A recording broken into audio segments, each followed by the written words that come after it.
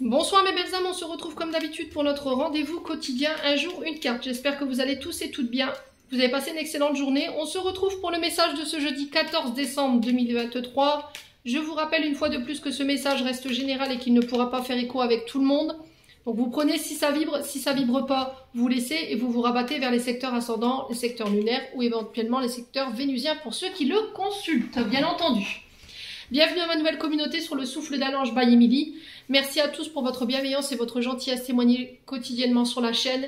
Merci du fond du cœur également à tous ceux qui m'accordent leur confiance pour leur prise de rendez-vous.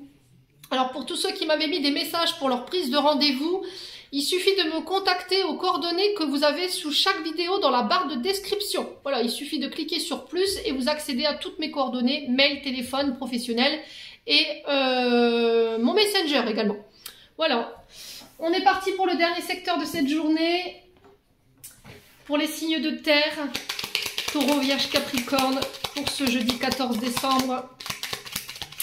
Alors, on a quoi pour vous? Eh ben, on a l'homme barbu. Alors, c'est bizarre, il était ressorti pour les signes d'eau.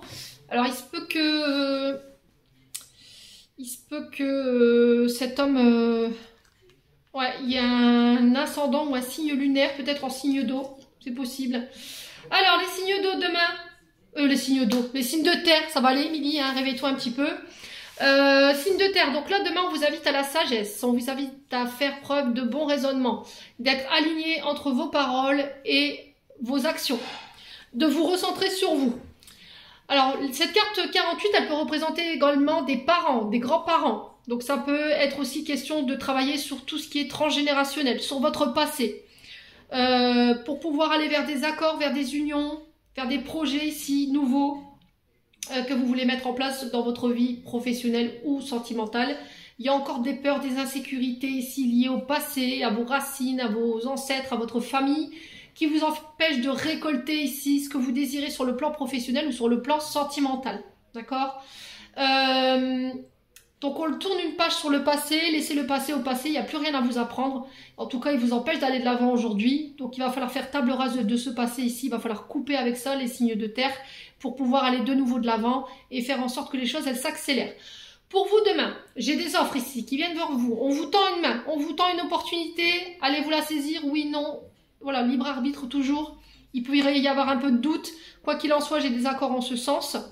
On parle d'accords, de signatures d'engagement, ça peut être des associations au niveau professionnel, ça peut être des demandes en mariage, des demandes de Pax au niveau sentimental, ça peut être l'annonce de l'arrivée d'un enfant ici. Alors peut-être que là vous allez vous marier et tout de suite derrière vous allez annoncer peut-être lors de l'assemblée de votre mariage que vous êtes enceinte, que vous allez devenir être parent, vous avez gardé ça secret, ça fera la joie de votre famille, en tout cas c'est ce qui est véhiculé pour demain. Peut-être que vous préparez ça en secret pour vous, les signes de terre, donc demande en mariage secrète. Si c'est pas vous, c'est par rapport à une personne en face de vous. Quoi qu'il en soit, il y a cette notion de secret révélé concernant la famille, où on découvre des choses sur nous, des parts d'ombre, qui nous permettent de comprendre ici des comportements qu'on avait, qui nous permettent de nous en libérer, du coup de pouvoir aller vers nos projets et de manifester ce qu'on désire sur le plan sentimental ou de nous diriger vers la personne de notre cœur. Voilà, les signes de terre, j'en ai terminé pour l'interprétation de vos messages.